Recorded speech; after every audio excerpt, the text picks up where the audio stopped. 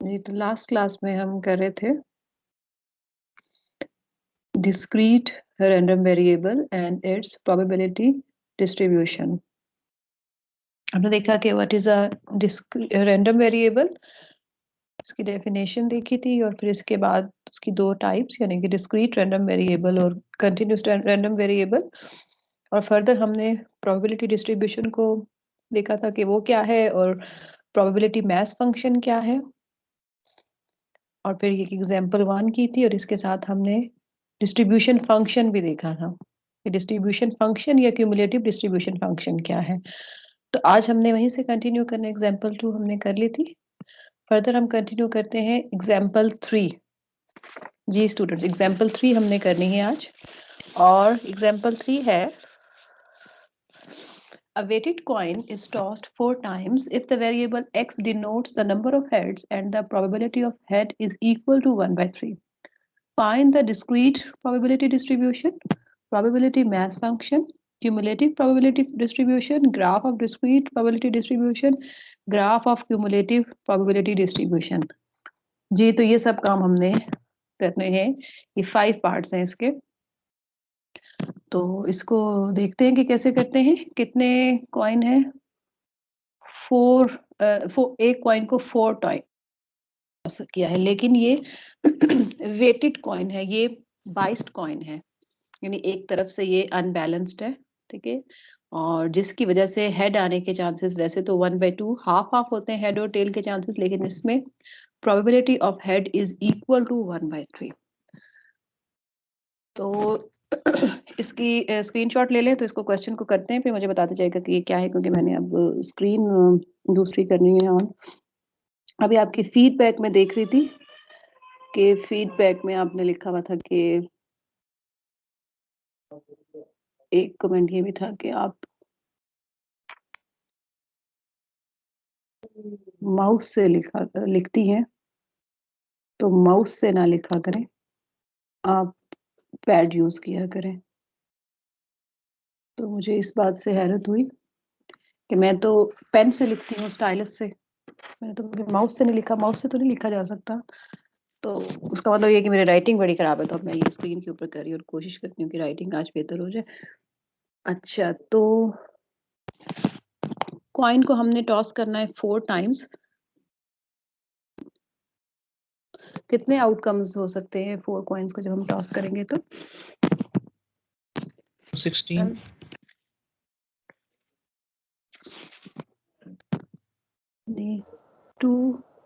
4 times toss किया तो 16 हो गया। अब हम टेबल एक बनाते हैं, और टेबल में x नंबर ऑफ हेड्स हम लिख रहे हैं, इसको हम कह रहे हैं इक्वल टू x के, और ये हो सकते हैं 0 हेड, 1, 2, 3 और 4 हेड्स, ये हमारे पास हो सकता है। और इसके बाद है नेक्स्ट कॉलम, हम यहाँ पे आउटकम्स लिख लेते हैं ताकि हमें प्रोबेबिलिटी निकालने में आसानी हो।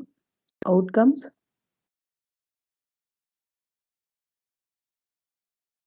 जी क्या हो सकते हैं आउटकम्स? 0 हेड आने का क्या आउटकम होगा? All tail. All tails, thank you, all tails. इसके बाद है 1 हेड। 1 हेड, अब आपने देखना है कि कितने आउटकम्स ऐसे हैं जिसमें 1 हेड आ रहा है। इसके 4 आउटकम्स होंगे 1/8 के। 4 आउटकम, ओके, यस। तो ये होगा tail tail tail head, tail tail head tail, इसके बाद tail head tail tail head tail tail tail, यही 4 ऑप्शंस बनते हैं एक हेड और 3 टेल्स आने की। इसके बाद नंबर 2 पे है 2 पे है नंबर ऑफ हेड जो है 2 है, तो इसमें आपके पास क्या बनेगा? 2 heads, tail tail head head head head tail tail tail head tail head head tail head tail tail head head tail head tail tail head, ठीक है, यही ऑप्शंस हो सकते हैं। में से कोई मैंने रिपीट तो नहीं किया? नहीं, रिपीट नहीं किया। तो ये कितने हो गए, ये 6 हो गए मेरे पास। इसके बाद 2 टेल्स आने के, वो भी यही बनेंगे तकरीबन। 3 हेड्स आने के, नहीं वो कम बनेंगे। हेड हेड हेड, फिर इसके बाद हेड टेल हेड हेड, बाद head head tail head head head head tell, ये बन गया हमारे पास। और इसका तो आपको पता ही है कि ये होते हैं 4 हेड्स के। चलो जी, ये हमने बना लिया आउटकम्स। अब हमने इसकी प्रोबेबिलिटी करनी है, फाइंड इन आउटकम्स की, रैंडम वेरिएबल्स की। और ये हाँ जी, प्रोबेबिलिटी कैलकुलेट करनी है। अब कर सकते हैं कि नहीं कैलकुलेट? Yes ma'am. क्या होगी? मिस क्योंकि पहले वाले की 2 power bye 4 over 3 power bye 4। अच्छा, ये किस तरह से किया आपने? मैम ये एक टेल की 2 ओवर 3 है ना, तो हमें 4 की चाहिए, तो उस पावर से हम आपस में मल्टीप्लाई कर देंगे उनको। बेसिकली हमारे पास टेल की प्रोबेबिलिटी क्या है, 1/3 हेड की है, तो टेल की क्या हो जाएगी, 1 माइनस 2 बाय 1/3 3। Which is 2/3। और प्रोबेबिलिटी ऑफ टेल फाइंड करना है कि फर्स्ट में भी टेल, सेकंड में भी टेल, थर्ड टॉस में भी टेल और फोर्थ टॉस में भी टेल। तो ये आपके पास इंडिपेंडेंट इवेंट्स हैं, यानी आपके पास इन चारों इवेंट के दरमियान इंटरसेक्शन आ रही है। Tail intersection tail intersection tail intersection tail, ठीक है, 4 टेल्स आ रही हैं, उनके दरमियान इंटरसेक्शन है कि फर्स्ट टॉस में भी टेल, एंड सेकंड टॉस में भी टेल, एंड थर्ड टॉस में भी टेल, एंड फोर्थ टॉस में भी टेल। और ये चारों टेल जो आपके पास स्टेजेस हैं, ये सारे इवेंट्स हैं। ये चारों इवेंट्स, यानी चारों इवेंट्स में टेल आने की जो इवेंट्स हैं, ये सारे इंडिपेंडेंट हैं, एक दूसरे के ऊपर डिपेंड नहीं कर रहे हैं कि अगर एक दफा टेल आ गया तो दूसरी दफा जरूरी नहीं है कि टेल नहीं आ सकता, या उसके ऊपर कोई कंडीशन लग गई है। वो इंडिपेंडेंट इवेंट्स हैं, तो ये सारे इनकी प्रोडक्ट के इक्वल होगा। फिर कब लिखेंगे, दिस टेल इनकी प्रोबेबिलिटीज के इक्वल हो गया। और इसकी है 2/3, इसकी भी है 2/3, इसकी भी है 2/3, तो ये मेरे पास हो गया 2/3 पावर 4। ठीक है, इसी तरीके से अब हम नेक्स्ट निकालते हैं। अब एक इवेंट ले लेते हैं, इस इवेंट की क्या होगी, probability of tail tail tail head.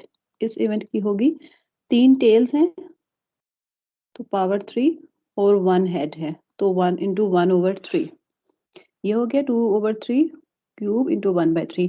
और ये हमारे पास 4 इवेंट्स है इसी तरह की, इसकी भी यही होगी प्रोबेबिलिटी, इसकी भी यही होगी, इसकी भी यही होगी। ठीक है, तो probability this plus this plus this plus this, क्योंकि इन इवेंट्स के दरमियान और आ रहा है कि ये इवेंट हो या ये हो या ये हो या ये हो जिसपे आपके पास 1 हेड आए। तो ये मेरे पास बन जाएगी 4 times 2/3 power 3 into 1/3। Okay students, समझ आ गई है ये? Yes ma'am. जी, नेक्स्ट क्या होगा फिर? Ma'am 6 times 2/3 power square 1/3 power square. 6 times होगा और ये होगा स्क्वायर इंटू 1/3 का स्क्वायर। जी, मैम ये 6 आवाज, क्यों आ रहा है? ये 6 क्यों 6 आ इसलिए रहा आ है? रहे हैं कि 6 आउटकम्स है ना, तो दिस ये प्रोबेबिलिटी सारी जो है ये 6 टाइम्स आप लिखेंगे, उसको ऐड करेंगे। ओके ठीक है मैम। ठीक है, ये आपके पास 6 इवेंट्स है ना, और हर इवेंट की प्रोबेबिलिटी ये है, सेम प्रोबेबिलिटी है हर इवेंट की। ये इवेंट है, ये है, ये है, ये है, ये है, ये है, क्योंकि आपके पास नंबर ऑफ हेड्स 2 आने का मतलब है कि ये इवेंट जो है ये कंपोजिट इवेंट है ऑफ 6 सिंपल इवेंट्स, और इसमें एक ये इवेंट आ रहा है, यानी 2 हेड आए, 2 टेल आए, 2 हेड टेल इस तरीके से आए, इस तरीके से आए, इस तरीके से, इस तरीके से और इस तरीके से। तो ये 6 इवेंट्स बन रहे हैं और हर इवेंट की प्रोबेबिलिटी ये आपके पास है, सेम है। इस तरीके से नेक्स्ट 3 की क्या होगी, 4 times 4 into 2/3 2/3 into 1/3 का 1/3 का स्क्वायर। और 4 की क्या होगी? क्यूब। मैम क्यूब नहीं होगा? मैम 1/3 का क्यूब। क्यूब होगी, सॉरी 1/3 to the power 4 हो जाएगा। 1/3 की पावर 4, और इसके साथ में लिख लेती हूँ 2/3 की पावर 0। सिर्फ सिमेट्री के लिए मैं लिख रही हूँ क्योंकि मुझे आगे डिस्ट्रीब्यूशन प्रोबेबिलिटी मैथ फंक्शन भी फाइंड करना है। ठीक है, तो ये हमारा हो गया प्रोबेबिलिटी डिस्ट्रीब्यूशन। ये टेबल जो है this is called probability distribution of number of heads when weighted coin is tossed 4 times. ठीक है, नंबर ऑफ हेड्स इसमें जो वेरिएबल है, रैंडम वेरिएबल है, ये उसको रिप्रेजेंट कर रहा है। ओके, अब नेक्स्ट हमारा काम है कि हमने फाइंड करना है प्रोबेबिलिटी मैथ फंक्शन। तो हम इसको देख के फाइंड करेंगे। आपने इसके लिए एक फार्मूला लिखना है प्रोबेबिलिटी के लिए जी। तो देखते हैं, जरा बनाते हैं कि क्या आ रहा है सब में। प्रोबेबिलिटी मैथ फंक्शन, यहाँ पे हम इसको 1 लिख सकते हैं और यहाँ पे 1 लिख सकते हैं। अब जरा देखिए कि ये 4 का क्या मतलब है, ये 1 क्या होता है, ये 1 को हम यूं लिख सकते हैं 4C0। 4C0 1 के इक्वल होता है, चेक करें जरा। Yes ma'am. ठीक है, इसी तरीके से 4C4 भी 1 के इक्वल होता है। 4C4 1 के इक्वल है। Yes ma'am. ठीक है, और अब ये देखें, ये अगर मैं यहाँ से 4C1 करूं, 4C1, तो ये क्या आता है 4C1? 4।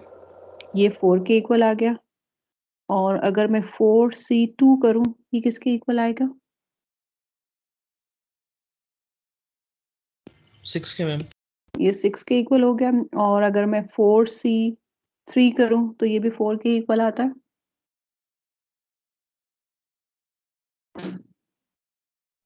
Yes ma'am. 1 ठीक है, के इक्वल।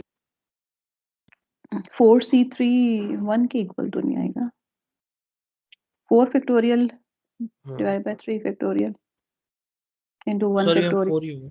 ठीक है ना, तो 4 बन गया। ओके, ये देखें कि ये 1 को मैंने रिप्लेस कर दिया 4C0 से, 4 को रिप्लेस कर दिया 4C1 से, इसको रिप्लेस किया 4C।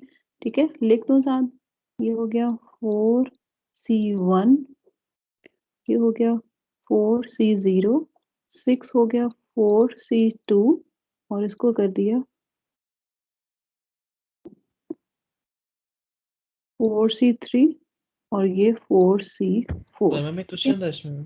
जी जी। अभी तो ये हमने आउटकम्स मतलब सैंपल हमने स्पेस बनाकर और हम लोग ये कर रहे हैं 4C0 4C। काफ़ी क्वेश्चन ऐसे होते हैं जिनमें सैंपल आप नहीं बनाते हैं, मतलब आउटकम आप सारी लिस्ट नहीं करते और फिर डायरेक्ट करते हैं उसमें। तो मैम उसमें हम ये फंक्शन किस तरीके से बनाएंगे अगर हमें बनाना हो? प्रोबेबिलिटी तो लिखेंगे ना, प्रोबेबिलिटी तो लिखेंगे सब में, जी मैम। तो उसी से ही देख के बनाना होता है हमने। मैम तो मैंने लिखी, ये तो प्रोबेबिलिटी से ही मैं देख रही, मैं आउटकम्स तो नहीं देख रही ना। अब आप एक्सक्यूज मी प्रोबेबिलिटी मैम, कैसे कैलकुलेट करते हैं, एक मिनट, प्रोबेबिलिटी कैसे कैलकुलेट करते हैं वो आप आउटकम्स की हेल्प से करेंगे। अगर आपको वैसे पता है तो आप वैसे करें, लेकिन इसमें तो आउटकम से ही होगा जी। मैम इसमें अगर बायस्ड कॉइन और प्रोबेबिलिटीज हेड और टेल के डिफरेंट हैं तो हम कॉम्बिनेशन तो नहीं लगा सकते ना? नहीं, अगर बाइस्ड कॉइन है इसका मतलब है कि प्रोबेबिलिटी अब डिफरेंट हो गई है, तो कॉम्बिनेशन कौन सा नहीं लगा सकते? मैम क्योंकि अगर दोनों चीज़ों की प्रोबेबिलिटी इक्वल नहीं है तो कॉम्बिनेशन तो तब लगता है जब दोनों चीज़ों की प्रोबेबिलिटी इक्वल हो, तब हम सिलेक्ट करते हैं ना कॉम्बिनेशन के थ्रू। तो वो प्रोबेबिलिटी को तो हम कंसीडर कर रहे हैं ना कॉम्बिनेशन पे, ये कोई शर्त तो नहीं है कि ऐसा नहीं कर सकते हम। अच्छा मैम, चलें ठीक है। चलिए ठीक है। मैम जो आपने ये कॉम्बिनेशंस लिखे हैं ये बेसिकली शॉर्ट तरीका है। अगर हम आउटकम्स ना लिस्ट करें तो हम लोग सीधा सीधा कॉम्बिनेशंस से फाइंड कर सकते हैं कितने टोटल नंबर ऑफ आउटकम्स आते हैं। फॉर एग्जांपल x = 1 के लिए x = क्या प्रोबेबिलिटी है, एक रैंडम वेरिएबल पुट करके हम उसकी प्रोबेबिलिटी फाइंड कर सकते हैं। ठीक है, ये हम कर रहे हैं मैथ फंक्शन, तो हम इसलिए फाइंड कर रहे हैं।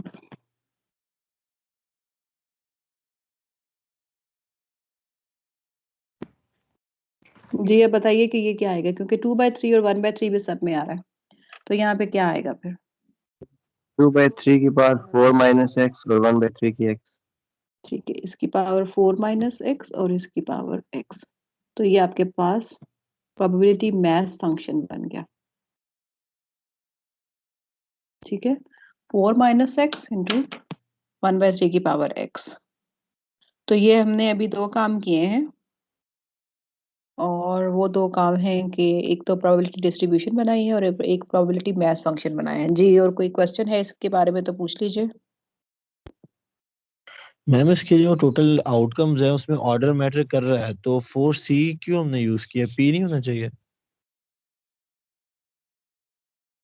वो तो हमने सिर्फ इसको रिप्रेजेंट कर रहे हैं ना, ये तो हम सिर्फ इस नंबर को रिप्रेजेंट कर रहे हैं। मैम मैं समझ गया वो वाली आपकी बात, लेकिन हमारे जो भी आउटकम्स हैं उसके अंदर ऑर्डर मैटर कर रहा है, मतलब हेड पहली पोजीशन पे हो, दूसरी पे हो, तीसरी पे हो, दे आर डिफरेंट, राइट?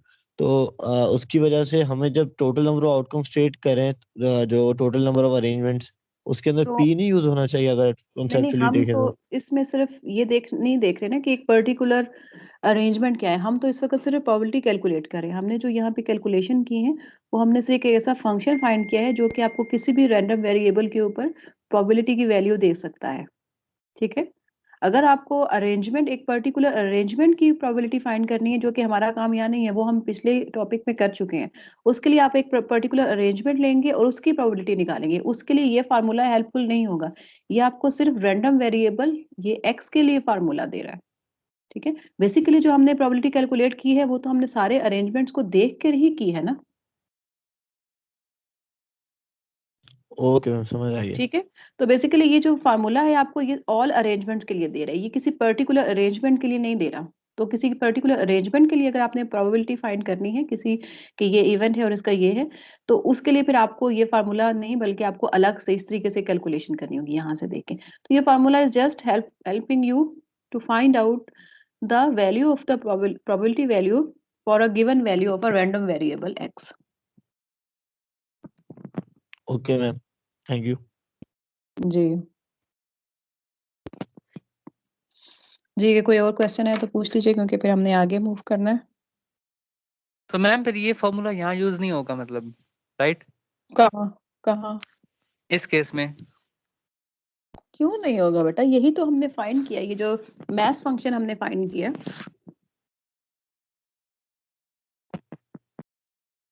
बना रही है, मैम मुझे ये नहीं समझ आ रही कि आप मैंने ये ये कहा फॉर्मूला है इस कि ये केस में फार्मूला अप्लाई हम कैसे कर रैंडम रही हैं? वेरिएबल के लिए ही कर रहे हैं।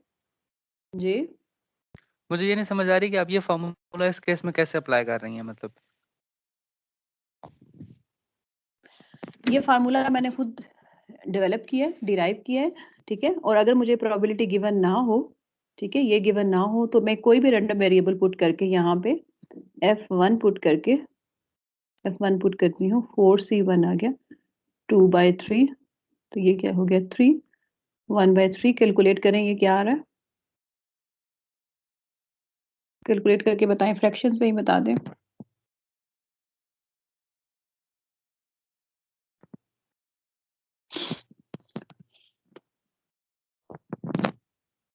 मैम 32/3 आ रहा है। 32/3 किस तरह से आ सकता है भाई? नीचे आपके पास क्या आ रहा है, 27 इंटू 81 जी आ रहा मैम। है ना, नीचे नीचे 81 आ रहा है, 32/81 है। और ऊपर आपके पास 8, 32/81 ये आ रहा है, यानी यस मैम, व्हेन 32/81 है। व्हेन तो ये आपको फार्मूला ये दे रहा है कि वन हेड आने की प्रोबेबिलिटी ये है। अब वन हेड हमें पता है कि वन हेड किस तरह से आ सकते हैं कि पहला हेड हो, दूसरे टॉस में हेड आए, तीसरे टॉस में हेड आए, या फोर्थ टॉस में हेड आए। तो ये इन अच्छा चारों मैम, इवेंट्स की ठीक है। प्रोबेबिलिटी आपको दे रहा है, ये चारों इवेंट्स की प्रोबेबिलिटी दे रहा है। खुरम, आप कहते हैं कि ये फार्मूला नहीं अप्लाई होता, तो ये फार्मूला अप्लाई तो किया है हमने। मैं नहीं कह रहा था, कोई और कह रहा था मैं। मैम मैं कह रहा था, अहमद नहीं, गुलरेज। अहमद गुलरेज तो कह रहे थे, लेकिन आपने भी पहले कहा था कि ये फार्मूला हम यूज नहीं करेंगे फिर।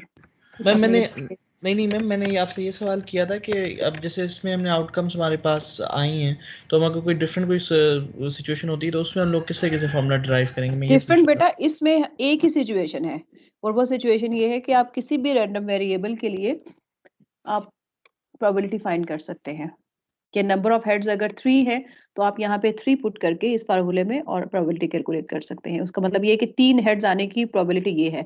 अब 3 हेड्स किस तरह से आ रहे हैं वो अभी हमारा क्वेश्चन नहीं है। हमारा इस वक्त कंसर्न जब प्रोबेबिलिटी डिस्ट्रीब्यूशन करते हैं उस वक्त हमारा कंसर्न ये होता है कि नंबर ऑफ हेड्स कितने हैं, नंबर ऑफ डिफेक्टिव आइटम्स कितने हैं, ठीक है, एक पर्टिकुलर वैल्यू के अंदर होता है। ये नंबर ऑफ टेल्स कितनी हैं, ये नंबर ऑफ 6 कितने हैं, ये सम ऑफ द डॉट्स कितने हैं, ये नंबर ऑफ व्हाइट बॉल्स कितने हैं, ये हमारा कंसर्न होता है। ठीक है, तब हम ठीक है, पर्टिकुलर थैंक यू। अरेंजमेंट नहीं देखते अहमद गुलरेज, तब हम एक पर्टिकुलर अरेंजमेंट नहीं देखते।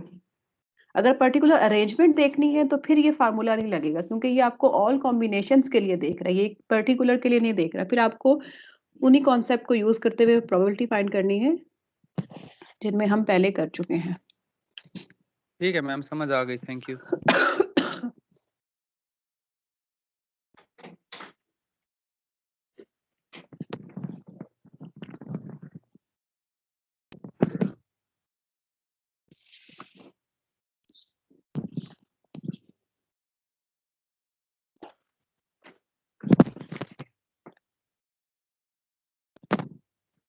जी स्टूडेंट्स, आवाज आ रही है? इंटरनेट वीक हो गया था। यस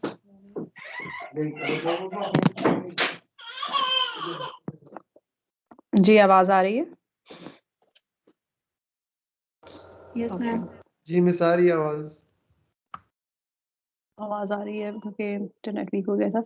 ओके जी, हमने क्यूमुलेटिव प्रोबेबिलिटी डिस्ट्रीब्यूशन भी फाइंड करनी है और उसके लिए हमें क्या करना होगा, ठीक है, ये यहाँ पे मैंने वही जो पीछे बनाया तो यहाँ पे भी लिखा हुआ है, इसको आप सिंप्लीफाई करके भी लिख सकते हैं, ठीक है, ये वही चीजें पीछे फाइंड की थी, सिंप्लीफाई करके आप यहाँ लिख सकते हैं, आपकी अपनी मर्जी है। और अगर सिंप्लीफाई ना करें, क्योंकि मैथ्स फंक्शन जब आपने फाइंड करना होता है तो सिंप्लीफाई ना करें तो ही आप उसको इजीली फाइंड कर सकते हैं। और इसके बाद जो थर्ड पार्ट था वो हमने करना था कि प्रोबेबिलिटी मैथ्स फंक्शन फाइंड करना है। ये एक फार्मूला इसका ये भी बन जाता है, ये भी आप डिराइव कर सकते हैं इजीली, आप देख लें उधर से तो आपको पता चल जाएगा कि कैसे किया हुआ। तो प्रोबेबिलिटी मैथ्स फंक्शन कहाँ गया, यहाँ नहीं किया हुआ, नहीं, ये प्रोबेबिलिटी मैथ्स फंक्शन नहीं है।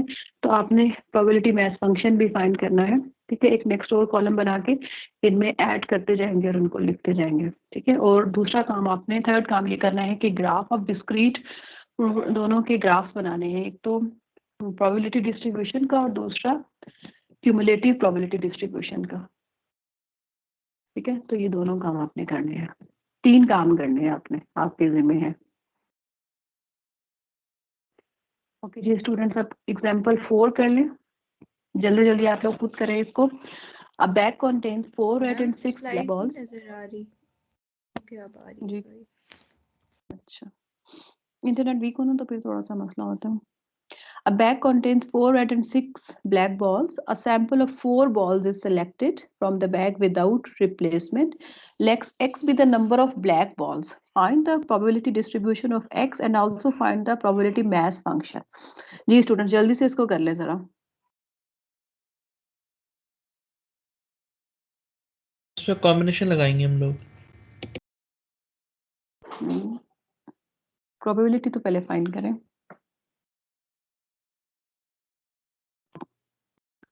X is the number of black balls. कितने हो सकते हैं black balls? Maximum 4, ma'am minimum 0। Ma'am 0 to 4। 0 to 4, तो रैंडम वेरिएबल x की वैल्यू है 0 1 2 3 4, तो 0 से 4 तक आपने जाना है।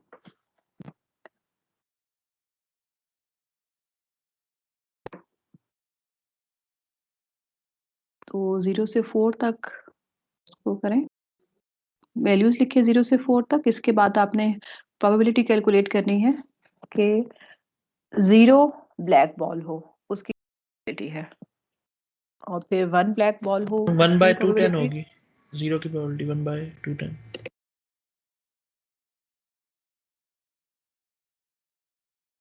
अच्छा ठीक है, 1 बाय 210 हो गई। तो आपने किया 4C0 से और 6C4 से। 6C4 क्या आ रहा है? नहीं 6C0 4C4 से किया है, क्योंकि 0 ब्लैक बॉल्स कंसीडर किए हैं। और ब्लैक बॉल्स भी 0 और रेड बॉल्स भी 0। नहीं मैम, ब्लैक बॉल्स यहाँ पर 4 कंसीडर की, ब्लैक बॉल्स जो है वो 0 कंसीडर की हैं और रेड बॉल्स 4 कंसीडर की हैं। ठीक है 4C 6C0 और 4C जी जी 4 किया आपने, ठीक है 4C 4 आपके पास 1 के इक्वल है 1/210। इसके बाद नेक्स्ट करें 1 ब्लैक बॉल की। 24/210। अच्छा अब आगे फिर फर्दर करते जाएं और ये देखें फिर 90 फिर 80 फिर 15।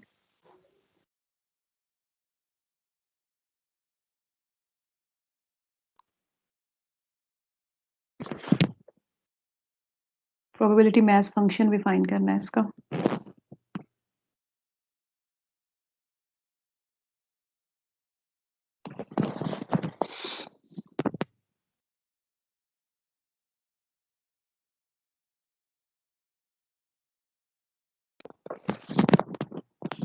ये स्टूडेंट्स कर रहे हैं या नहीं कर रहे आप लोग? यस मैम कर।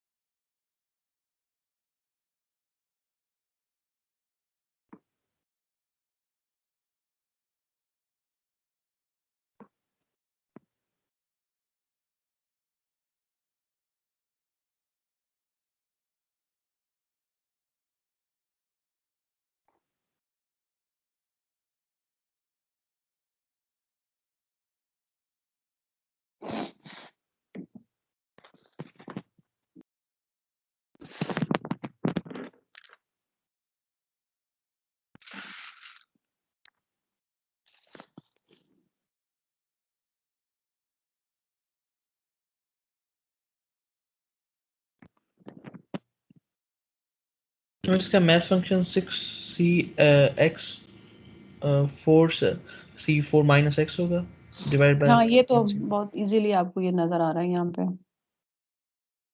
यहाँ से भी अगर आप इसको सिंप्लीफाई ना करें तो ज्यादा इजीली नजर आएगा और प्रोबेबिलिटी मैथ फंक्शन इसका ये बन रहा है।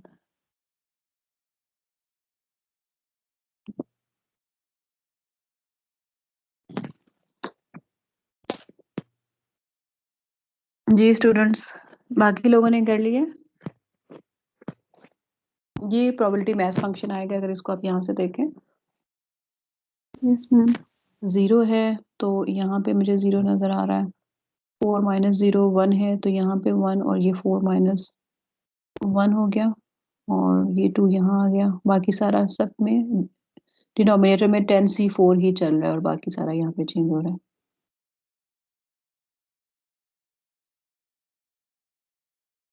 अगर आप इसको सिंप्लीफाई करते हैं फिर आपके लिए मुश्किल होगी क्योंकि 210 तो सिर्फ नजर आ रहा है, ऊपर से फिर ये करना मुश्किल हो जाता है। तो सिंप्लीफाई किए बगैर अगर आपने प्रोबेबिलिटी मैथ फंक्शन करना है तो सिंप्लीफाई किए बगैर आप उसको फाइंड करें। जी किसी का कोई क्वेश्चन है तो पूछ लीजिए।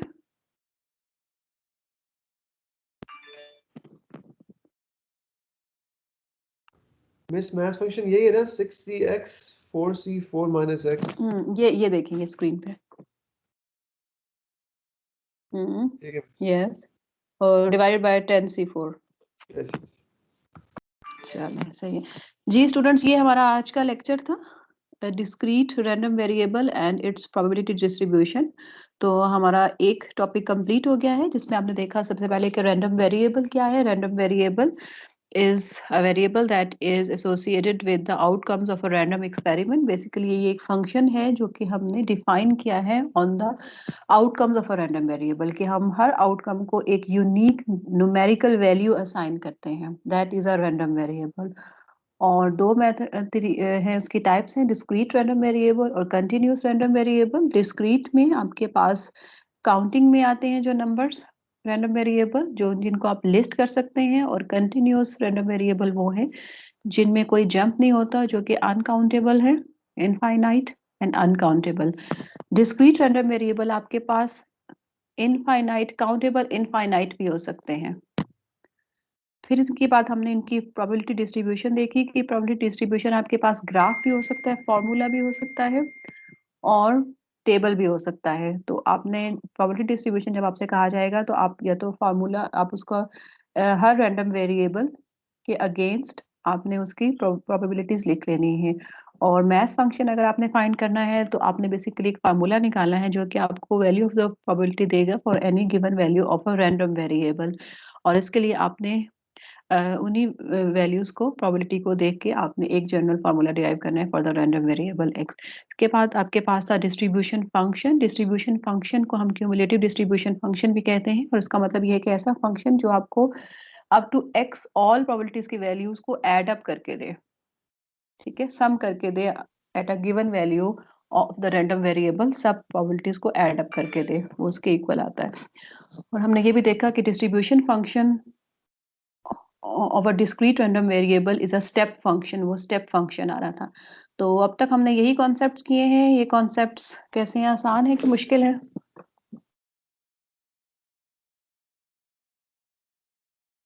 जी सही है मिस। मैम जो क्या पढ़ना है मैम वो तो सही राय है। इस आसान है, बारे में? वो बोले रहते हैं। मैडम जब सब इकट्ठे आएंगे ना तो फिर कुछ समझ नहीं आएगी कहाँ से करना है किस तरह करना है। सही है बस। बस सही है तला। इसके बाद हमने कंटिन्यूअस रैंडम वेरिएबल स्टार्ट करना है। Continuous random variable and its probability density function. जी तलहा ने क्या कहा है? मना कर दिया आपने तलहा को।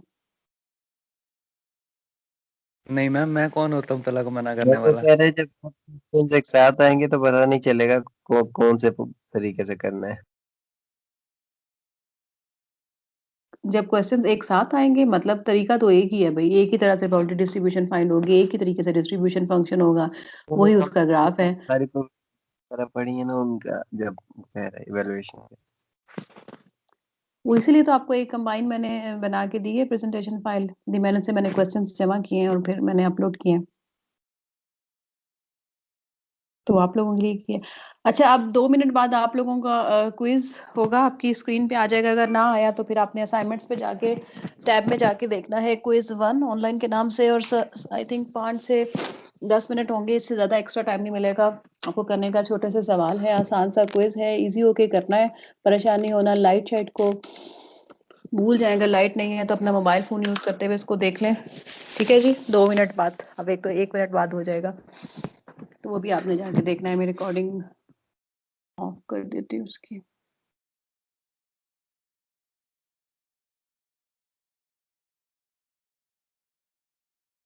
मैम एमसीक्यूज है या फिर क्वेश्चन सॉल्व करके स्क्रीनशॉट? मैम नहीं, कहाँ पे है क्विज? अभी नहीं हुआ ना। क्विज अच्छा असाइनमेंट ऐप में ही होता है बेटा, लेकिन वो आई अच्छा। थिंक नोटिफिकेशन में आपके पास आ जाएगा, आपको पोस्ट हो जाएगा। Okay ma'am.